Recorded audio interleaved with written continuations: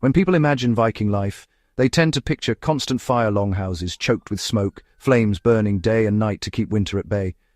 It's an understandable assumption.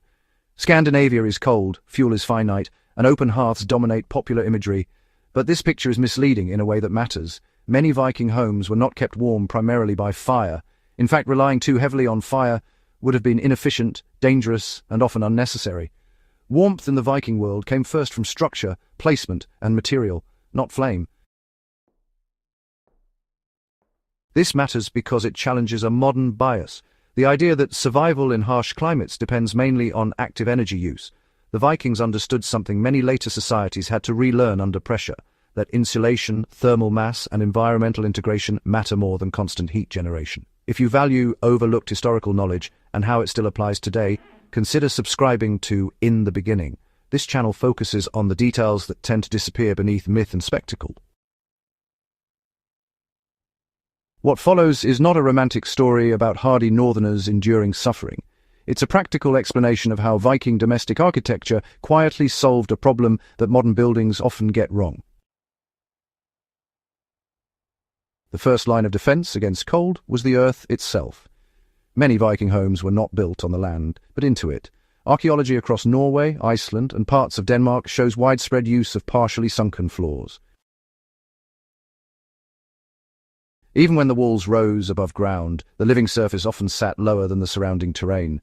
This mattered because, soil is an excellent thermal buffer. Below the frost line, temperatures remain relatively stable throughout the year. By lowering the living space, Viking builders reduced exposure to wind and created a passive heat reservoir. Cold air settles, but wind strips heat faster than stillness ever could. Earth sheltering reduced that loss dramatically. This was not an abstract principle. In places like Iceland, where timber was scarce and winters were, severe, turf-cut homes with sunken interiors became the standard. These houses maintained interior temperatures far above ambient outdoor conditions, even without continuous fires. The ground absorbed heat from occupants, animals, and occasional cooking, then released it slowly over time.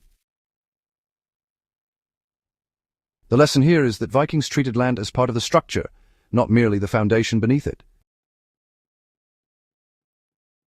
Wall thickness, honestly, mattered more than wall height. Viking longhouses were rarely tall. Instead, they were wide, low, and heavy. Walls were often built from turf blocks, stone, timber, or sometimes, layered combinations of all three. In turf houses especially, walls could exceed 1 meter in thickness. Thick walls do two things really well. They resist heat transfer, and they store warmth. Once the interior air warmed even slightly, from body heat, cooking, or animals, it stayed warm longer. This thermal inertia meant fewer temperature swings and, less dependence on fuel. Timber framing inside these walls served as structural support, not insulation. The insulation came from grass, soil, and compacted organic matter. In modern terms, these were high-mass, low-conductivity walls. In practical terms, they worked. Height was deliberately minimized. Warm air rises, and tall ceilings waste heat. Viking homes kept ceilings low enough to trap warmth without forcing smoke accumulation to become lethal.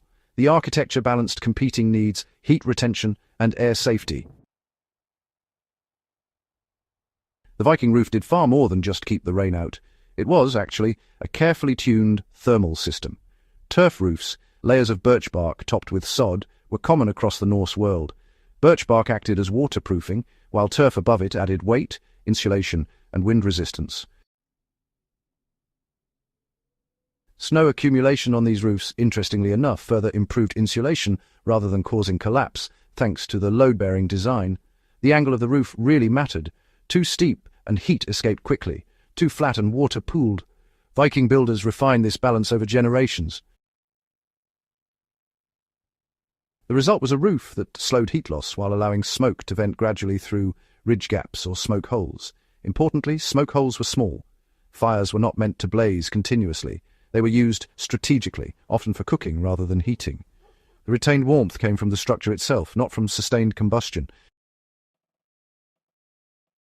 Animals were part of the thermal system, not separate from it.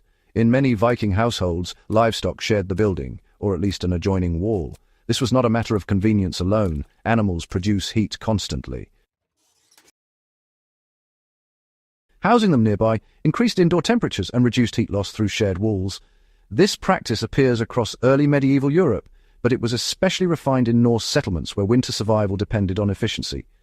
Heat from animals seeped through walls and floors. Odor and sanitation issues were managed through drainage channels and absorbent flooring layers. From a modern perspective, this might seem unsanitary. From a survival perspective, it was rational.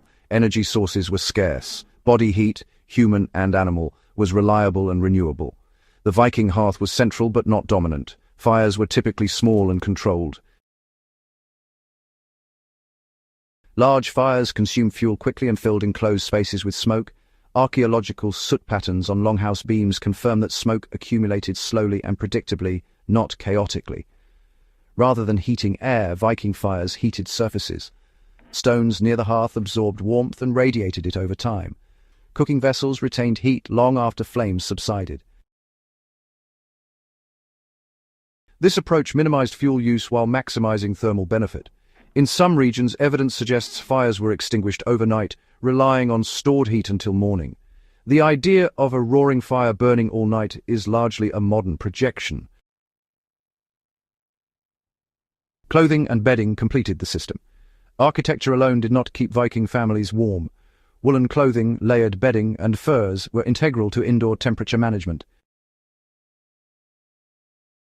Warmth was localized. Instead of heating an entire volume of air, Vikings insulated bodies. This principle allowed indoor temperatures to remain modest without discomfort. Sleeping platforms were often raised slightly above floor level, avoiding cold air pooling near the ground. Bedding materials trapped heat efficiently, reducing the need for ambient warmth. This was not about enduring cold stoically. It was about minimizing unnecessary energy expenditure. Viking farms and villages were rarely placed at random. Wind patterns, slope orientation, and access to sunlight shaped settlement decisions. South-facing slopes were preferred. Natural windbreaks, ridges, tree lines, and rock formations were incorporated into site planning. This reduced the structural burden on the building itself. Less wind meant less heat loss. More winter sunlight meant passive warming during short days. These decisions really reflect a long-term understanding of microclimates, developed through observation rather than theory. As heating technology advanced, architectural efficiency declined. Chimneys, stoves, and eventually centralized heating systems shifted attention away from passive design. Buildings grew taller, thinner, and more dependent on continuous energy input. The Viking approach reminds us that resilience comes from integration, not intensity. When fuel is limited or infrastructure fails, passive systems outperform active ones. Military planners, survivalists, and disaster response architects have all, rediscovered these principles under pressure.